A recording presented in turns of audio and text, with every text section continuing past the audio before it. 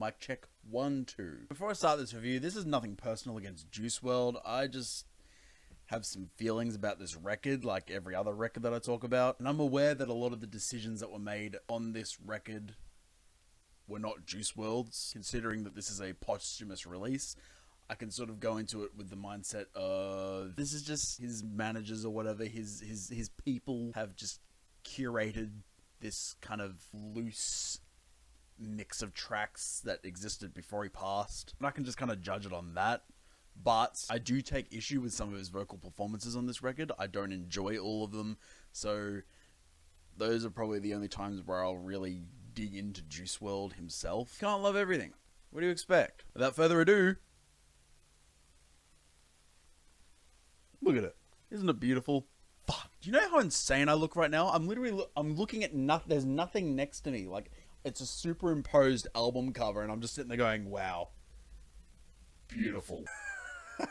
Now, since his meteoric rise back in like 2017 or 2018, Juice WRLD has been kind of the front man for this emo trap, emo rap kind of style. Him and Lil Peep, and I mean even XXXTentacion to an extent, he sort of did some of this stuff too. There is no shortage of clones in this style nowadays. So something must be said for Juice WRLD's influence in the very short time that he was an influence. And considering all of that, I go into this record with not such high hopes. Make no mistake though, the opening track, Burn, is incredibly dark to listen to. Eerie and predictive lyricism, talking about how he swears he isn't gonna die. This is all happening over this cushy bed of arpeggiated synth leads.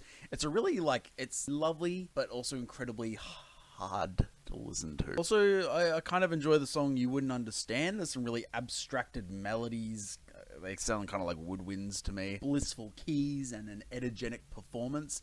It's not super long, but it kind of does pack a punch. Rockstar in his prime is good. Mushy and kind of detuned synth leads, an earworm hook as well, and some more predictive lyrics about his fate. Not Enough is more what I expect from a Juice WRLD song. Grungy, emo, tinged, sunburnt guitar leads. One of the most structurally sound songs on this record too. That's the thing, I really found myself just enjoying much of what Juice WRLD did well when he was still with us. A lot of my favorite moments on this record are just the most predictable. Like the song Feel Alone, which actually kind of sounds a little bit like a Trippie Redd song, well, at least in the performance end of things. Like vocally, he's doing a lot of Trippie-isms. This really lonely, dejected, EQ'd guitar melody, all the low end just stripped out of it. It's really like bleak and just awesome. Another solid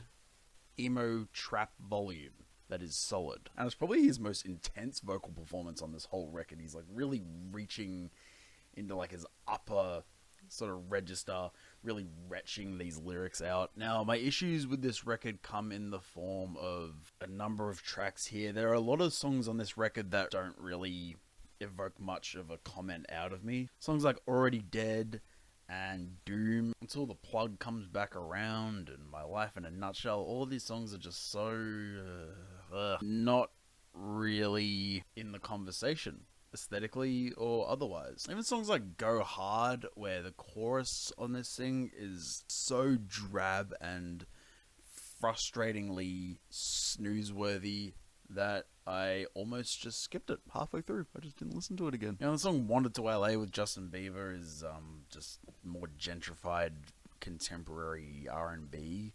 What do you expect? It's Justin Bieber. Painfully drenched in processing and reverb. Lead vocal line already gets tedious like 30 seconds in. There's nothing about this track that is even remotely noteworthy. That's about all I can really muster up for this record. Such a mixed bag, from the really head-scratching features to the pretty one-note production all over this thing, with the occasional outlier. And yeah, I don't think we need any more posthumous Juice WRLD releases. Just my opinion. Legends Never Die was solid enough. This is already running out of ideas. I think if there's one more, it's going to break my mind. And if we keep getting more moments like Feline, which is the most awful sounding mix on this whole record. Like, the beat is super muddy, especially on the hi-hats and even the lead melodies and just the sub. But everything about the song is demo quality. The moany vocals on Relocate are not the most flattering take for Juice WRLD. Pretty much zero unique or memorable vocal lines or riffs on this track as well. If we're already reaching the bottom of the barrel on this release, it might be time to just call it quits, guys. Let's just chill and just enjoy what we have and what we got from him, instead of doing this scummy, oh, but we just have more material we want to release. There's so much we want money. I get we all gotta eat, but we know what you're doing. Like, you could just be honest about it and we'd be like, oh, you know, but the more you try and milk material out of this, the more disingenuous it's going to seem. Juice WRLD fans, do you even want this? Is this even something that interests you? Are you enjoying this? I hope so. I just don't want to see a talented artist's legacy like Juice WRLD go down the drain. Final score for me on this record, just a neat 5.0. Just a neat 5.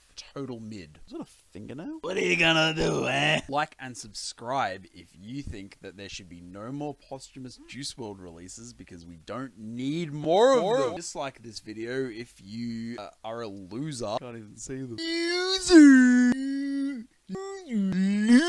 Let's get this shit. Music is just so good. We've hit 20 minutes, boys. That means it's time to stop the record.